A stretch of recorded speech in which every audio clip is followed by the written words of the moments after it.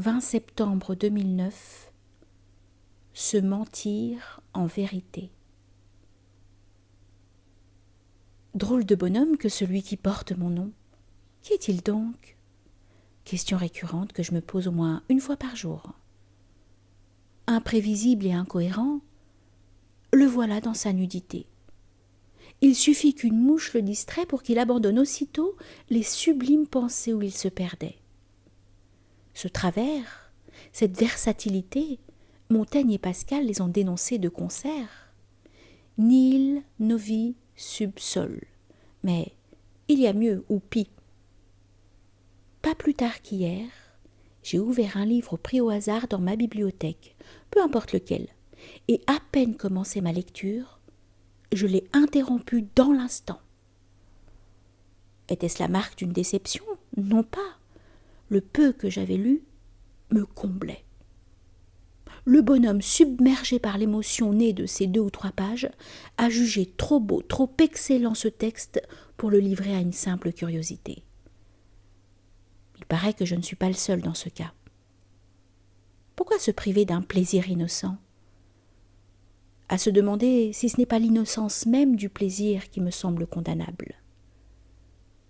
J'ai connu en effet d'autres plaisirs auxquels je me suis abandonnée il y a bien longtemps, sans qu'à aucun moment je n'en fusse privée. Cela n'était pas innocent.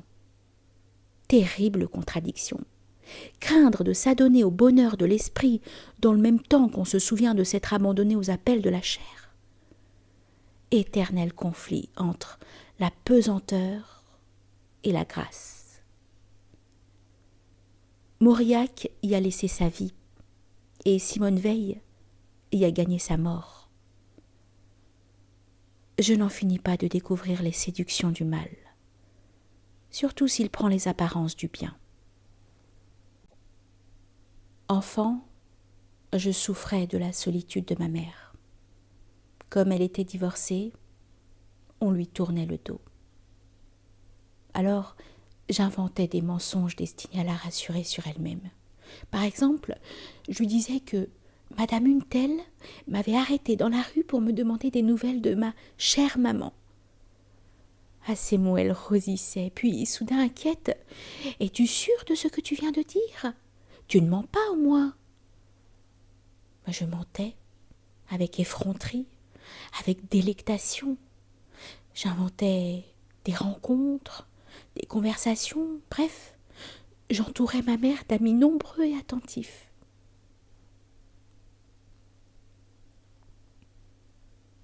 Souvent, je me suis interrogée. Devais-je me confesser de ces mensonges-là? J'ai soupiré d'aise au catéchisme quand j'ai appris qu'il y avait des mensonges pieux.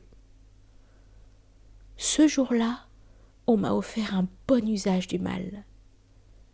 D'autres avaient imaginé la boîte de Pandore. Le mensonge pieux l'a surpassé en raffinement. Je n'aurais pas assez d'une vie pour en épuiser les charmes.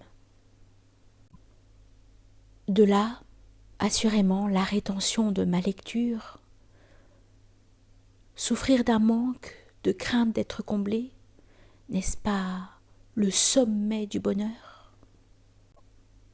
Je me punis en me privant de l'excellence. Prudence, pudeur. Je peux aligner tous les mots nobles que je voudrais, le fait est là.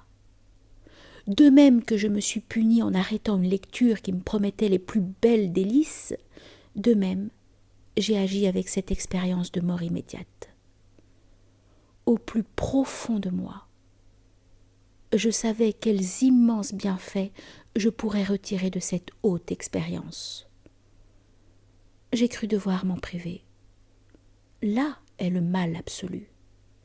Là et nulle part ailleurs. Des amis à qui je me suis ouvert de cet étrange comportement m'ont rassuré. Selon eux, mon cheminement se faisant en dépit de mon silence. Ils jugeaient qu'il n'était pas nécessaire de raconter un pareil fait pour le rendre efficace.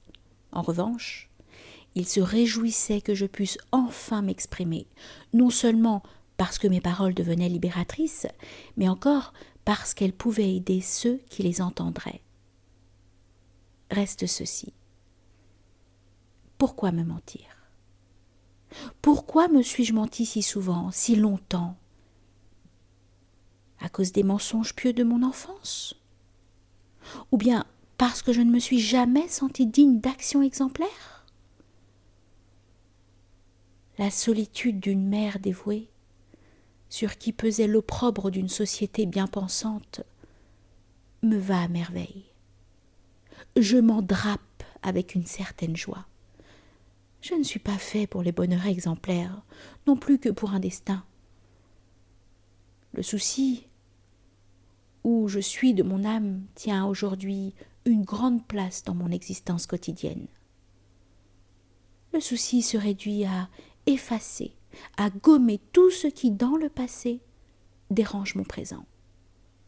Autrement dit, je m'efforce de rendre présente à mon cœur une longue vie trop souvent passée loin du cœur.